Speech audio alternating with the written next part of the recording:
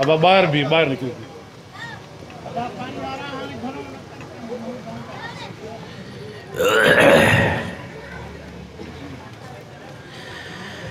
अऊज़ु बिल्लाहि मिनश शैतानिर रजीम बिस्मिल्लाहिर रहमानिर रहीम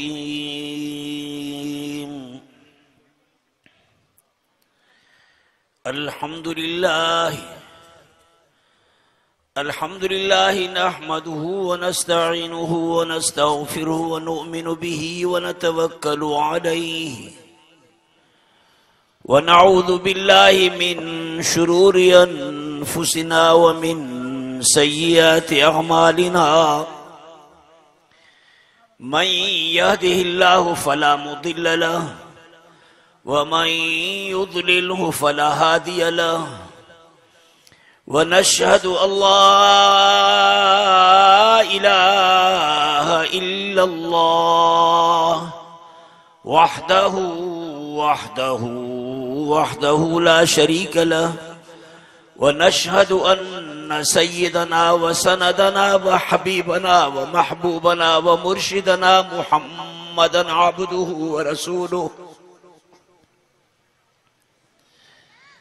अरसलहुल्लाहु इला काफ़्फ़तल लिन्नासि बशीरन व नज़ीरा व दाइयन इलैहि बिइज़्निहि व सिराजन व क़मरन मुनीरा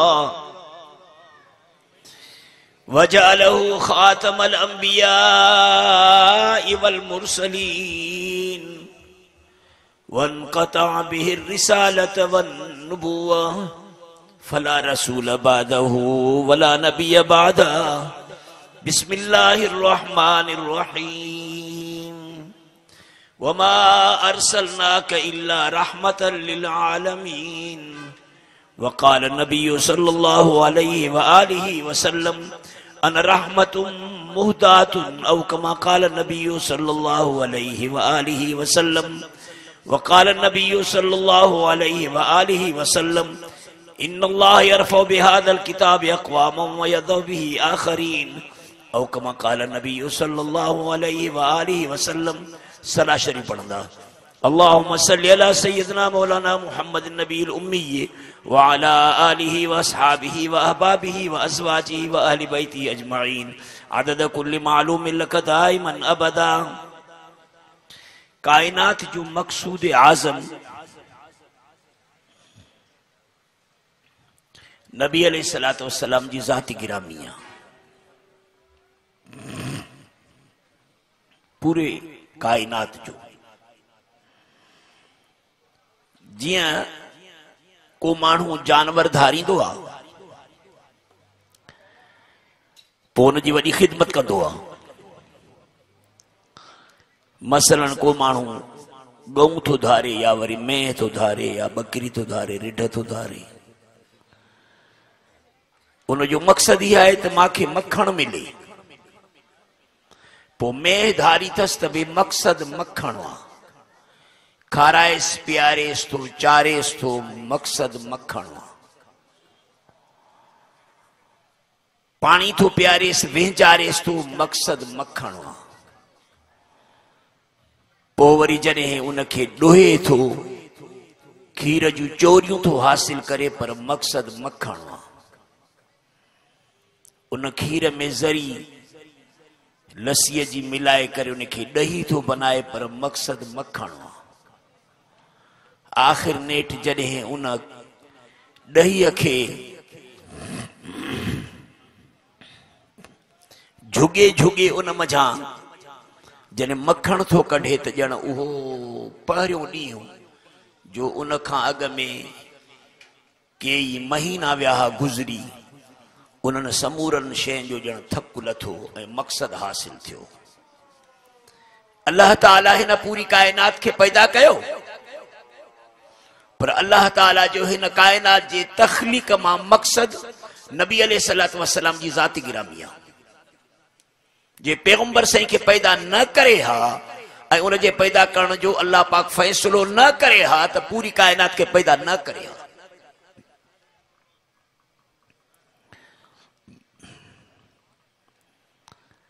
अल्लाह ताला के असुल में कायनात के अंदर तखलीक के लिहाज का एतबार से नबी अलैहिस्सलातु वस्सलाम जी ज़ात गिरामी मकसद आ यो ही न करे त हिकड़ी हदीस कुदसी दिया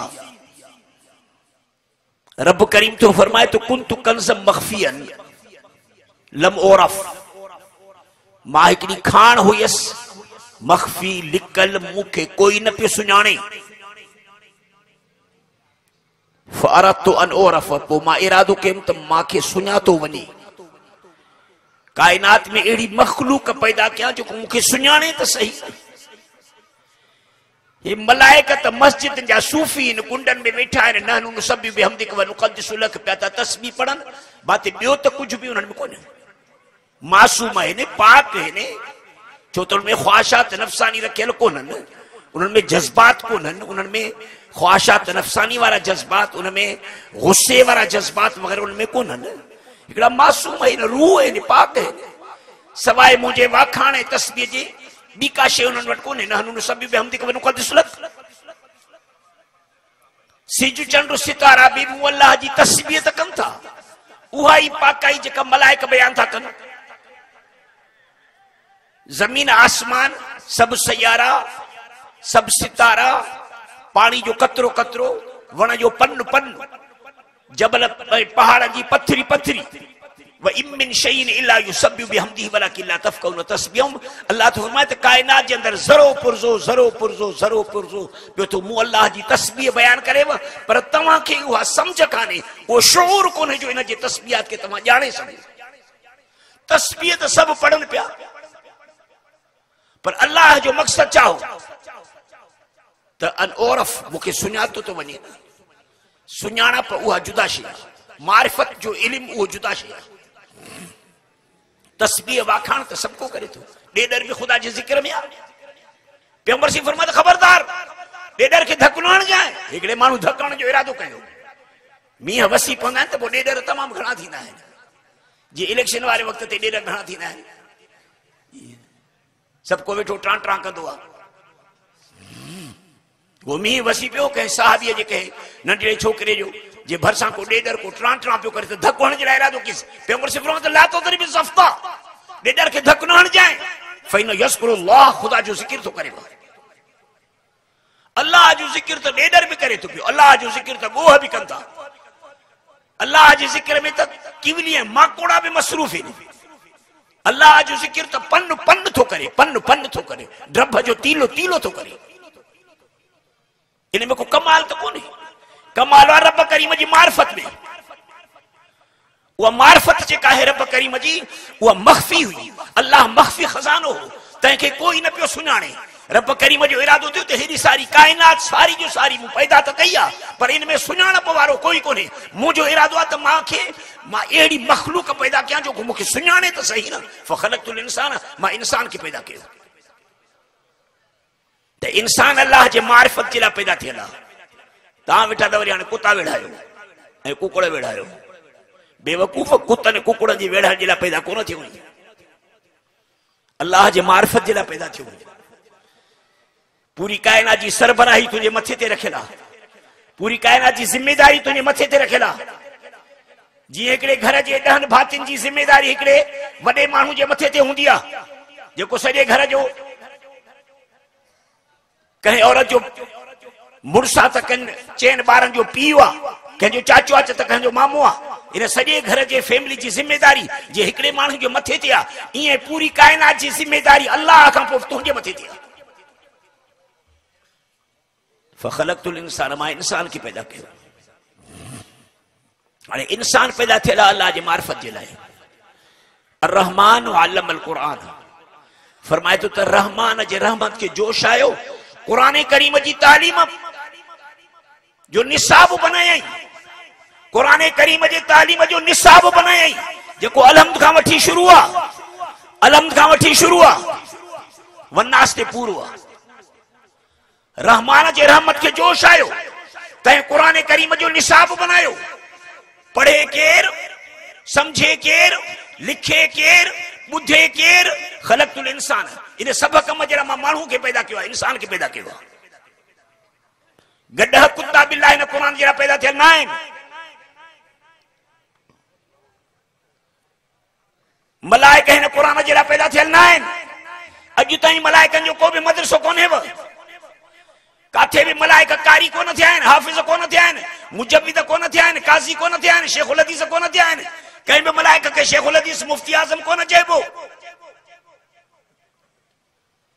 फ़ख़लक़्तुल इंसान, मां हेॾे सारे वॾे कम जी ज़िम्मेदारी जे लाइ इंसान खे पैदा कयो त पूरी काइनात में मक़सूद आज़म पैगंबर साईं जी ज़ात गिरामी, उन खां अॻु में पैगंबर साईं जन खां अॻु में अल्लाह पाक बूटो जेको फुटायो काइनात में पंहिंजे मारिफत जो, वो इंसान ज़ात खे पैदा की। इंसाननि में जा 1.25 लख नबी पैदा थिया। 1.25 लख नबियनि में वॾे में वॾो मक़सूद आज़म जेको इंसाननि जो बि मक़सूद आज़म आहे, पूरी काइनात जो मक़सूद आज़म आहे, उहो मोहम्मद करीम सल्लल्लाहु अलैहि वसल्लम। छो त इल्म जो खज़ानो उन वटि आहे। जंहिं इल्मी मारिफत जे लाइ अल्लाह ताला इंसान खे पैदा कयो, उहो मारिफत वारो इल्मी खज़ानो मोहम्मद करीम जे सीने में आहे।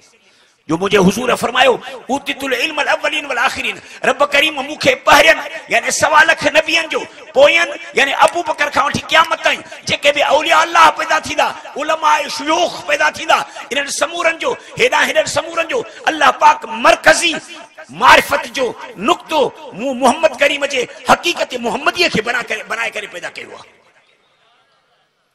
पैगंबर जी जेका हकीकत मोहम्मदी आहे न, यो पूरी कायनात जे अंदर अल्लाह जे मारिफत जो मरकज़ी नुक्तो आहे। आलम अरवाह में जो अल्लाह ताला फरमायो त मर रब्बुकुम अलस्तु बिरब्बिकुम, फरमाई छा मां तव्हांजो रब न आहियां। इन खां अॻु में आदम अलैहिस्सलाम जी पुठी ते हथ रखी। इन खां अॻु में अल्लाह ताला आदम अलैहिस्सलाम खे स्पेशल तरीक़े सां पैदा की। ख़लक़्तुक बियदैया, मां तोखे पंहिंजे 2 हथनि सां पैदा कयो। अल्लाह ताला जा हथ बेमिसाल आहिनि, छो त उन जी ज़ात बेमिसाल आहे, उन जा सिफ़ात बेमिसाल आहिनि, उन जा कमालात बेमिसाल। अल्लाह ताला लैस कमिसली शै आहे। कायनात सारी मखलूक हो, खालिक हो। मखलूक उन खालिक सां बराबर थे त काथे थे, केड़े सिफत में केड़े कमाल में थे, काथे हम जिनसिया, काथे मुजानसत, काथे भी कोने। लैस कमिसली शै, रब करीम सां सदस मखलूकात जी काथे भी मुजानसत काने, हम जिनसी काने, एक नौयत काने। अल्लाह बेमिसाल ज़ात आहे। कायनात सारी के पैदा की कुन फयकून सां। इन्नमा अमरुहु इज़ा अरादा शैअन अन यक़ूल लहु कुन फयकून। सूरह यासीन जी पछाड़ी में फरमाई त मां पूरी कायनात के कुन फयकून यानी मां मुझे पंहिंजे इरादो कयो आहे, इरादे सां ई उहा शइ थी पई आहे। तव्हां जा बि त हरकत जेके बि आहिनि इरादे सां ॿधल अथव। अवां जी दिलि इरादो कंदी आहे, पोइ तव्हां उथंदा हो, वेहंदा हो, हलंदा हो, घुमंदा हो, फिरंदा हो। कंट्रोल लाइन अवां जे जिस्म जे अंदरि दिलि आहे। इन दिल जी पैगंबर से भी तारीफ किया। अला फिल जसद मुज़गतुन इज़ा सलुअत सलुअल जसद कुल्लु व इज़ा फसदत फसदल जसद कुल्लु अला वहियल क़ल्ब अला वहियल क़ल्ब अला वहियल क़ल्ब। खबरदार तव्हां जे दिल जे अंदरि हिकिड़ो तमाम इंतहाई बेहतरीन क़िस्म जो गोश्त जो टुकड़ो आहे, उहो दुरुस्त आहे त पूरी जिस्मानी जेका कायनात तुंहिंजी आहे न, पेरनि जे नहनि खां वठी मथे जे वारनि ताईं, हे पूरे जो पूरो राज सही हलंदो। ये पूरो राज सही हलंदो, आंगुर आंगुर सही हलंदी, संध संध सही हलंदो। 360 संध आहिनि तुंहिंजे जिस्म जे अंदरि, 3 करोड़ सोराख़ आहिनि तुंहिंजे जिस्म जे अंदरि, लखे जरासीम आहिनि तुंहिंजे जिस्म जे अंदरि। ये सभु जो सभु सही हलंदा, दुरुस्त हलंदा। छो त इन सॼे रैयत जो बादशाह उहो आहे। उनमें सुधारो अची वियो न, तेने पूरे जिस्मानी कायनात में सुधारो अची वेंदो। उनमें खराबी अची वई न, पूरे जिस्म जे अंदरि खराबी अची वेंदी। अला वहियल क़ल्ब, खबरदार उहा दिल अथव। हा यार ख़्याल आहे, दिल कंट्रोल लेना। दिल में इरादो थींदो ॾिसण जे लाइ ॾिसंदे, ॻाल्हाइण जे लाइ ॻाल्हाईंदे, ॿुधण जे लाइ ॿुधंदे, चुरण जे लाइ त चुरंदे, वेहण जे लाइ त वेहंदे, घुमण जे लाइ त घुमंदे। दिल कंट्रोल लेना। अला वहियल क़ल्ब, या बादशाह हो, हिन पूरे रैयत जो बादशाह हो। त अल्लाह ताला पूरी दुनिया के अंदर इंसान के बेमिसाल करे पैदा कयो अथसि। हू पाण बेमिसाल ज़ात आहे ऐं हुन जो पूरी कायनात के बनाइण जे लाइ ॿिए कंहिं असले वग़ैरह जे इस्तेमाल करण या आलात ऐं औज़ार ऐं जवारियात के इस्तेमाल करण जी काई ज़रूरत कान्हे। इज़ा अराद शयन अन यकुन लहु कुन फयकुन, इरादो कंदो आहे त का शइ थिए त थी पई, बस सिर्फ़ इरादे जी देर आहे। अल्लाह वटि इरादे जी देर आहे। जीअं मूं चयो त तव्हांजा कम बि सभु इरादे सां ॿधल आहिनि। हाणे पूरी कायनात के इरादे सां पैदा की, सिजु चंडु सितारा इरादे सां, जमीन आसमान इरादे सां, सब सयारा इरादे सां, सब सितारा इरादे सां, जन्नत जहन्नम इरादे सां, पुल सिरात इरादे सां, अर्श कुर्सी इरादे सां, पूरी कायनात इरादे सां। मगर तो इंसान के अल्लाह ताला पंहिंजे इरादे सां पैदा न कयो। जो सिर्फ इरादो की त थी त पोइ तूं थी पे न, तोखे अल्लाह ताला वरी स्पेशल तरीक़े सां बनाई, छो तूं परियो मुड़सो है न, तोखे तमाम अजीब अंदाज में पैदा की। जो छंछर आचर सूमर अंगारो अरबा खमीस में 6 ॾींहनि में पूरी कायनात पैदा की। जुम्मे ते अल्लाह ताला वरी इंसान ज़ात के बनाए। जुम्मो अफसलुल अय्याम आ, समूरे ॾींहनि जो सरदार आ, भले में भलो ॾींहुं आ, सय्यदुल अय्याम आ, अफसलुल अय्याम आ। त ईअं ई पूरी कायनात जे मखलूकात में तूं भी सय्यदुल अय्याम, सय्यदुल मखलूकात आई, अशरफुल मखलूकात आई, अकरमुल मखलूकात आई, भले में भली मखलूक तोखे वरी स्पेशल तरीक़े सां बनाई। जो आदम अलैहिस्सलाम जे लाइ, तव्हां जे पैदा करण जे लाइ, आदम माना असां, असां माना आदम, पूरे रूए ज़मीन जी मिट्टी मलाइकनि जे हथां हवा जे हुकुम सां, हवा के हुकुम कई त शाबाश मिट्टी के गॾु कर। मलाइकनि हवा सभु मिट्टीअ खे गॾु कयो। गॾु करण खां बाद में उहा मिट्टी जन्नत में पहुती, उनमें जन्नत जी मिट्टी मिलाई वई, मुश्क अंबुर वारी मिट्टी मिलाई वई। हाणे जो आदम अलैहिस्सलाम पैदा थियो, असां इंसान जो पैदा थियासीं, त जेको जाथे दफन थो थिए न, जेको माण्हू जाथे दफन थो थिए न, उन दफन वारी जाइ जी ॼण मिट्टीअ मां उहो माण्हू पैदा थियल अथव। अबू बकर काथे दफन थियल आहे ऐं उमर काथे दफन थियल आहिनि? पैगंबर साईं जे मक़बरे मुबारक में दफन थियल आहिनि।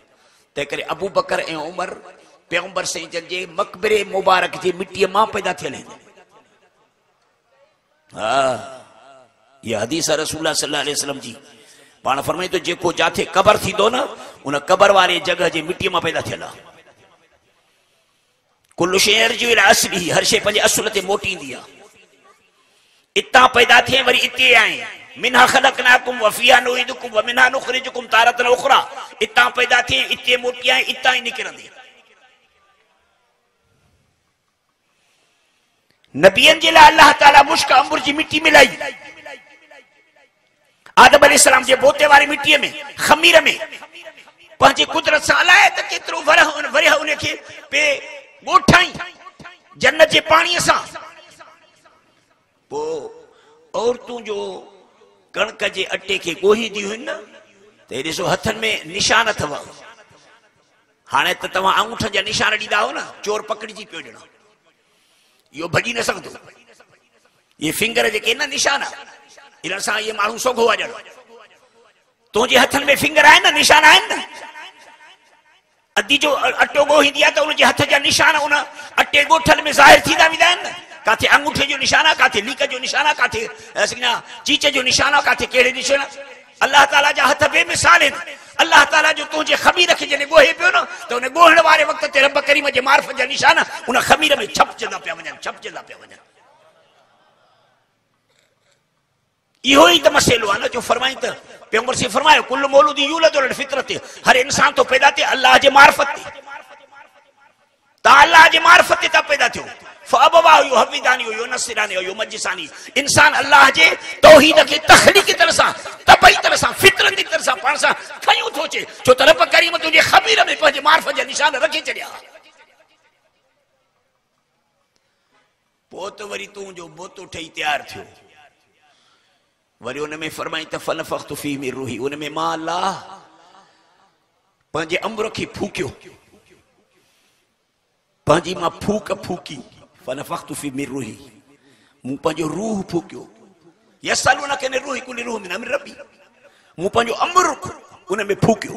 शाह वलीउल्लाह तो फरमाए त इन अमर जे फूकण में मुराद छा आहे, इन नफ़े फूकण में मुराद छा आहे, तजल्ली, यानी अल्लाह ताला पंहिंजी ख़ुसूसी तजल्ली, रब करीम पंहिंजी ख़ुसूसी तजल्ली, यानी पंहिंजी बेमिसाल फूक इंसान जे जिस्म में अंदर फूके छॾी। उफ जो की त हज़रत आदम अलैहिस्सलाम उथी खड़ो थी बीह रहियो। त इंसान खे अल्लाह ताला स्पेशल तरीक़े सां पैदा की। इहो इंसान ईअं छो थो पैदा थिए, छो त अंबिया इन मां पैदा थियण वारा हुया। इहो इंसान ईअं छो थो पैदा थिए, छो त मुहम्मद मुस्तफ़ा हितां पैदा थियण वारो हुयो। तंहिं करे तुंहिंजो रूह ऐं कुते ॿिले जो रूह हिकु जहिड़ो न आहे।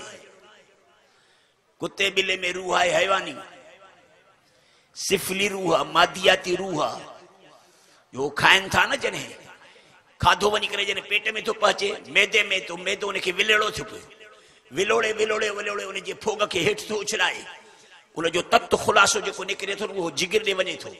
जिगर में उहो रत थो थिए, रत मां उहो 4 खिलत था तैयार थियनि, उता बाफ़ थी पैदा थिए, उहा बाफ़ दिलि खे पई थी हरकत कराए, उहा दिलि पई थी हीअं हरकत करे। इनखे चइबो आहे रूह, इनखे चइबो आहे हैवानी रूह। इहो हैवानी रूह जीअं तो में आहे, तीअं कुते ॿिले में बि आहे, हैवाननि में आहे, उठ में बि आहे, पखी में बि आहे, सभु कंहिं में। पर तुंहिंजे अंदरि जेको रूह आहे न, इन हैवानी रूह जे मथां हिकिड़ो ॿियो रूह सुवार आहे। उहो कहिड़ो आहे, वनफ़ख़्तु फ़ीहि मिन रूही। अल्लाह फरमाए त मां आदम अलैहिस्सलाम जे अंदरि पंहिंजी फूक फूकी आहे। उहो रूह इलाही जेके चइजे, हा रूह इलाही, रूह मलकूती जेके चइजे, उहो रूह मलकूती, रूह इलाही हिन रूह जे मथां सुवार आहे। हिन हेठे खे चइबो आहे नस्मो, शाह वलीउल्लाह जे फ़लसफ़े में उन जे मथां सुवार आहे। हाणे जॾहिं माण्हू मरे थो न, मरण जी माना हीअ अथसि त हे जेको रूह हैवानी आहे न, उहो रूह हैवानी हिन मां जा निकितो, तो मां ईअं निकितो जीअं ढोर मां निकितो। हुनखे काटी सां तो कुठो, हिनखे बि कई माण्हुनि खे कुहनि था पिया, बंदूक हणनि था पिया, तलवार हणनि था, कुआड़ी हणनि था, लेटाए करे बकरी वांगुरु कुहनि बि था। हुन मां जा बि रूह निकितो, हिन मां बि रूह निकितो, हुन मां बि हैवानी रूह निकितो, हिन मां बि हैवानी रूह निकितो। बाक़ी तो मां हिसाब किताब जेके वरिता वञनि था, तूं जो अञा क़बर जे अंदरि ज़िंदा आहीं, ॿिए जहान वञी करे पहुचे, उहो छा आहे, उहो रूह, उहो मलकूती आहे। जंहिं रूह मलकूती खे मौत न ईंदो, छो त उहो रूह मलकूती ख़ुदा जी फूक आहे। ख़ुदा खे मौत न ईंदो, ख़ुदा जे फूक खे बि मौत न ईंदो। खुदा जी ज़ात बेमिसाल आहे। कुल्लु मन अलैहा फ़ान व यबका वजहु रब्बिका ज़ुल जलाल वल इकराम। त उते जॾहिं आलम अरवाह में अल्लाह ताला पंहिंजी मारिफत जो सबक़ ॾिनो, पंहिंजो दीदार करायईं, पंहिंजी ज़ियारत करायईं, तौहीद जो सबक़ पढ़ायईं, उन खां पोइ समूरा रूहनि खां पुछा की उते फिरौन जो रूह बि हुयो, अबू जहल जो रूह बि हुयो। रूहानी जहान के अंदर सब जो सब मुसलमान है। अबू जहल भी रूहानी जहान में मुसलमान है, मादियाती जहान में हिते हिते धरती जे मथा अबू जहल काफर है, फिरौन हिते काफर है।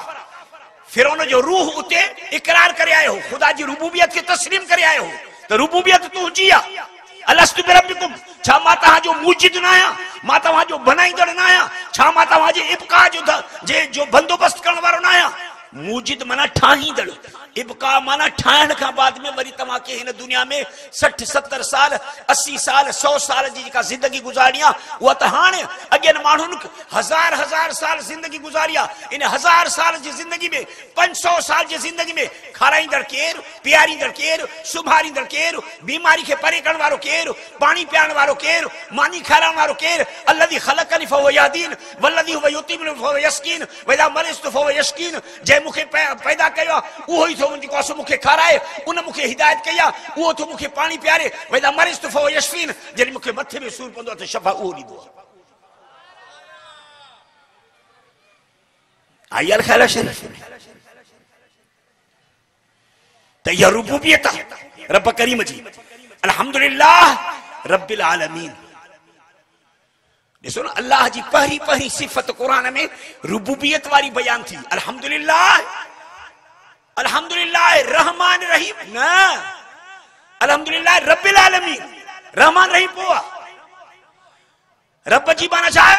उहा हस्ती जंहिं तव्हांखे मनीअ जे गंदे कतरे मां या वरी मिट्टीअ जे मुठ मां जंहिं तव्हांखे पैदा कयो, यानी ईजाद जंहिं तव्हांजो कयो आहे, रब उन ज़ात खे चइबो आहे ईजाद खां पोइ फिटी न करे छॾी त हाणे मां तव्हांखे पैदा कयो आहे, हाणे वञी करे पंहिंजे खाधे पीते जो बंदोबस्तु पाण कयो। न न न न न, पैदा मूं कयो तव्हां खाधे पीते जो बंदोबस्तु मां कंदुसि। ईजाद बि उन कयो आहे, इब्का जो दारो मदार बि उन ते आहे, बका जो दारो मदार बि उन ते आहे, उहो ई बका जो बंदोबस्त थो करे। त अल्लाह ताला इंसान खे अफज़ल तरीन मखलूक करे पैदा कयो आहे, वलक़द करमना बनी आदम। पर या पूरी कायनात खे अल्लाह ताला जेका फज़ीलत ॾिनी इंसाननि जे करे, इंसाननि खे जेका फज़ीलत मिली आहे अंबिया जे करे, अंबिया खे जेका फज़ीलत मिली आहे मुंहिंजे मोहम्मद करीम सल्लल्लाहु अलैहि वसल्लम जे करे।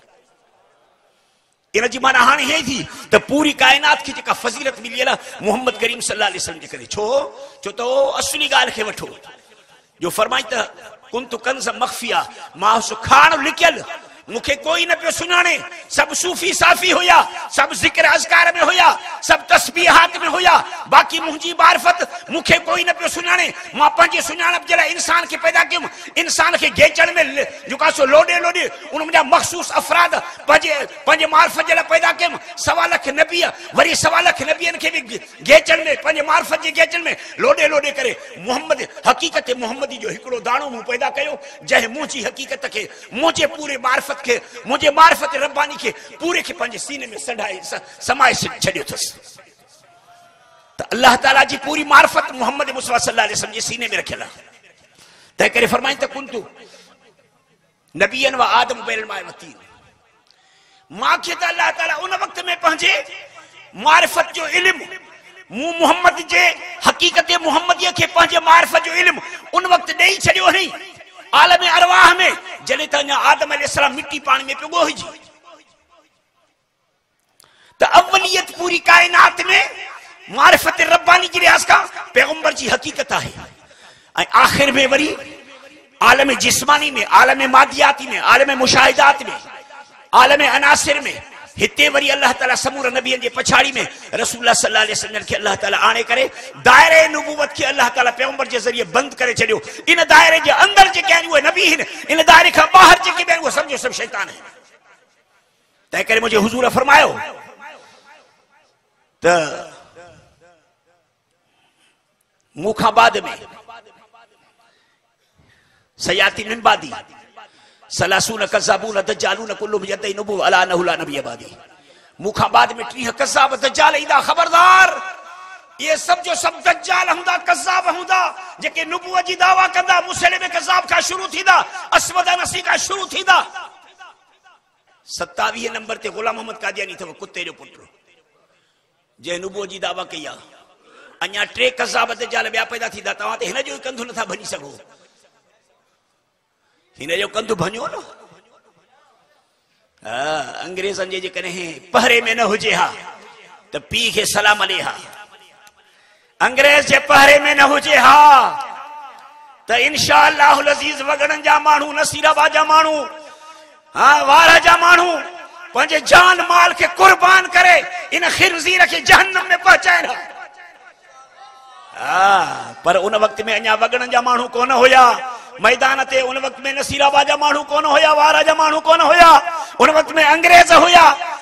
तंहिं करे हुन मस्ती कई ऐं नबूवत जी दावा कई, ता त जिहाद खे ख़त्म कया, ता त दीन खे ख़त्म कया, ता त क़ुरान खे ख़त्म कया, ता त मोहम्मद करीम सल्लल्लाहु अलैहि वसल्लम जे ख़त्म नबूवत जे ताज खे ख़त्म कया।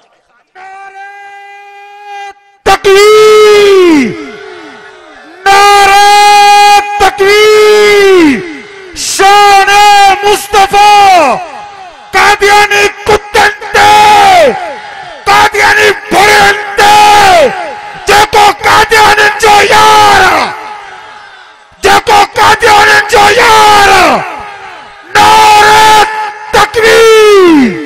मोहम्मद मुस्तफा सल्लल्लाहु अलैहि वसल्लम खातमुन नबिय्यीन आहिनि, क़यामत तक उन जी नबूवत मौजूद आहे। खातमुन नबिय्यीन जी माना यानी हाणे नओ कोई नबी दुनिया में पैदा न थींदो, न थींदो, न थींदो। पैगंबर सजन आखिरी नबी जंहिंजे नबूवत जो दलील है कुरान। हर नबी खे अल्लाह ताला संदसि नबूवत जे लाइ दलील ॾींदो वियो आहे, जंहिंखे मौजज़ात थो चइजे। मोहम्मद सल्लल्लाहु अलैहि वसल्लम जो त पूरो जिस्म मुबारक ई मौजूदो हुयो, बेन नबियन जा मोजा हुया गणे गणिया कंहिंखे 100 मोजा, कंहिंखे 1000 मोजा, कंहिंखे 500 मोजा, कंहिंखे 3 मोजा, कंहिंखे 4 मोजा, कंहिंखे 1 मोजो। बेन नबियन जा मोजा हुया महदूद किस्म जा मुतनाही हुया गणियल हुया पर पैगंबर सल्लल्लाहु अलैहि वसल्लम ने अल्लाह ताला उहे मोजा ॾिना जो विखु विखु मोजो हो, दंद मुबारक मोजो हुयो, वार मुबारक मोजो हुयो, रत जो हिकु कतरो कतरो मुबारक मोजो हुयो, पघर मुबारक जेको जिस्म मझा पघर जो हिकु हिकु कतरो मुबारक मिलण मोजो। पैगंबर जे पघर जे हिकु कतरे जे खुशबू जेतरी खुशबू जन्नत जे मुश्क अंबुर में बि कान्हे। कबर मुबारक जे अंदर जंहिंमें आराम पज़ीर आहिनि, कन खोलियो वगणन वारो, कन खोलियो शिकायत करण वारो, कन खोलियो गीबत ऐं गिला करण वारो, कन खोलियो। अकीदो जो बुधी छॾ, दारुल देवबंद वारनि जो देवबंदिन जो अकीदो आहे त मोहम्मद मुस्तफ़ा जंहिं कबर में सुतल आहिनि, आराम पज़ीर आहिनि, जंहिं कबर मुबारक जी मिट्टी मुंहिंजे महबूब जे जिस्म सां मुतसिल आहे, उन मिट्टी जी इज़त अर्श कुर्सीअ खां बि मथे आहे। उन मिट्टी मुबारक जी इज्जत, उन जो शान, उन जो शौकत जन्नत खां मथे आ, कायनात खां मथे आ, आसमानन खां मथे आ, ज़मीनन खां मथे आ, सयारन खां मथे आ, सितारन खां मथे आ, समुरन चंडरन खां मथे आ, बल्कि उहो अर्श कुर्सी जंहिं अर्श जे लाइ अल्लाह ताला कुर्सी जे लाइ तो फरमाए त सुम्मस्तवा अलल अर्श। कुरान में 7 जाइन ते अल्लाह ताला ईअं फरमायो आहे सुम्मस्तवा अलल अर्श। पोइ मां कायनात खे जोड़े जके जॾहिं तयार कयो न त मूं पंहिंजी हुकूमत जो तख्त अर्श जे मथां मूं रखियो। अल्लाह जे कायनात जे मथां हुकूमत जो जेको तख्त आहे त तख्त खां बि मुंहिंजे मोहम्मद करीम जे जिस्म खे जेका मिट्टी थी लॻे कबर जी न, उन मिट्टी जो शान मथे मथे मथे आहे। अल्लाह ताला तव्हां असांखे पैगंबर जे इश्क मोहब्बत में सदाई जिंदा रखे। पैगंबर जे ख़त्म नबूवत जी मोहब्बत खे तव्हां असांजे दिल में हमेशा रोशन रखे। पैगंबर जी आज़मत खे पंहिंजे ज़हननि में पंहिंजे दिलनि में रखो। पैगंबर जी जेसिताईं अज़मत तव्हांजे दिलनि में न आहे त पोइ तेसीं ताईं पैगंबर जी इज़त बि दिल में न ईंदी। अज़मत खे पैगंबर से जेके तसव्वुर कयो, पैगंबर से फरमायो त ला युमिनु अहदुकुम हत्ता अकुना अहब्बा इलैहि मिन वालिदिही व वलदिही व नासि अजमाइन। औ कमा क़ाल नबी सल्लल्लाहु अलैहि वसल्लम। पाण फरमायो त तव्हां काफ़िर आहियो, मुशरिक आहियो, बेदीन आहियो तेसीं ताईं जो मूं मोहम्मद करीम जे मोहब्बत के पूरी कायनात खां ज़्यादा पंहिंजे दिल में न रखियो अथव। साहबन चयोसीं मन अहब्बक, मन अहब्बक। तव्हां सां कंहिंजी मोहब्बत आहे? सभु माण्हू था चवनि त तव्हां सां मोहब्बत आहे, सबको तो चए त तव्हां सां मुंहिंजी मोहब्बत आहे, सबको तो चए त मुंहिंजी मोहब्बत मोहम्मद करीम सल्लल्लाहु अलैहि वसल्लम सां। पाण फरमायो त न न न न न मन अतानी फ़क़द अहब्बनी व मन असानी फ़क़द अबग़ज़नी। जंहिं मुंहिंजी ताबेदारी कई, जंहिंजा अक़ीदा मूं मोहम्मद जे अक़ीदनि जहिड़ा आहिनि। पैगंबर जा अक़ीदा कहिड़ा? ओ हे अथव। अम्मा आयशा सिद्दीक़ा अची करे पुछा कयूं, अम्मा पैगंबर जा अख़लाक़ त बयान करे ॿुधाए। अम्मा चए तो छा तो कुरान कोन पढ़ियो आहे छा? चए तो कुरान त पढ़ियो तुम। चए तो बस पोइ सारो कुरान मोहम्मद करीम जा अख़लाक़ अथई, सारो कुरान मोहम्मद में बंद आहे, सारो मोहम्मद कुरान में बंद आहे। कुरान उहो ई थो चवे, उहो ई थो बयान करे जेको पैगंबर करे ॾेखारियो। पैगंबर पंहिंजे 23 साल ज़िंदगी में उहो ई कयो, उहे उन जा अख़लाक़ सीरत ऐं सूरत हुई जेको कुरान करीम में बयान थियल आहे। त मुंहिंजा अज़ीज़ साथियो, पैगंबर जी मोहब्बत दिल में रखो। ऐं मोहब्बत जी माना ही है त मन अतानी फ़क़द अहब्बनी। जंहिं मूं मोहम्मद करीम सल्लल्लाहु अलैहि वसल्लम जी ताबेदारी कई, सब खां पहिरें नंबर में इताअत एतिक़ादी, यानी पैगंबर जे अक़ीदनि वारा अक़ीदा रखो। पैगंबर जे अक़ीदनि वारा अक़ीदा पंहिंजे दिल में रखो। पैगंबर संजन अल्लाह खे छा समझंदा हा? अल्लाह के वहदहु ला शरीक समझंदा हा। अल्लाह जा सिफ़ात ख़ासा अल्लाह में बल्द समझंदा हा।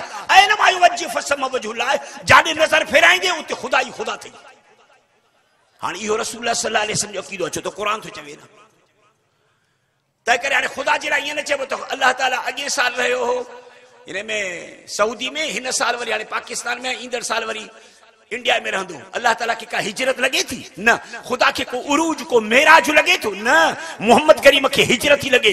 पैगंबर जॾहिं मक्के में आ त मदीने में ना है, मदीने में आए त जंगे बदर जे मैदान ते ना है, जंगे बदर जे मैदान ते त उहद में ना है, अम्मा आशा सिद्दी जे कमरे में त अम्मा हफ्सा जे कमरे में ना है, मस्जिद में त घर में ना है, घर में त मस्जिद में ना है, बैतुल्लाह में त बैतुल मुकद्दस में ना है, बैतुल मुकद्दस में त आसमान ते ना है। जले आसमान ते हलिया विया, पूरी दुनिया के छॾे विया, कायनात जे समूरे सफर के उबूर करे विया, उन तजल्लियात जे जहान में पहुता, उन जहान में पहुचा, उते पहुता जेके ला मकान थो चइजे, जाते ऐन जाते वल्लाह मिन वराहि मुहीत, पूरी कायनात जे मथा रब करीम जे तजल्लियात जो घेरो ही घेरो आ। उते पैगंबर जो सारो जिस्म मुबारक जन अखी थी पई, सजे जिस्म मां ॾिसन पिया, सजे जिस्म सां ॿुधल पिया, रुगी हिननि अखियुनि मां न, रुगी हिननि कननि मां न। जॾहिं उन तजल्लियात जी जहान में विया त उन वक्त में बैतुल मुकद्दस में न हुया, त बैतुल्लाह में न हुया, त अल्लाह जी सिफत कहिड़ी आहे, ऐनमा युहज्जु फसमा वजुला, जाने निहारे ॾिसी वई उते अल्लाह ही अल्लाह। मोहम्मद करीम जी सिफत कहिड़ी आहे, मके में आहे त मदीने में न आहे, मदीने में आहे त मके में न आहे, बैतुल मुकद्दस में आहे त मके में न आहे। मथे कायनात जे चोटीअ ते अल्लाह ताला उनखे घुरायो, मोहम्मद जाथे मूं खुदा जी खुदाईयत आहे, उन पूरी कायनात जे मथा तुंहिंजी रहमत आहे ऐं तुंहिंजी नुबूवत आहे। मां कायनात जे लाइ रब्बुल आलमीन आहियां, तूं पूरी कायनात जे लाइ रहमतुल लिल आलमीन आहीं।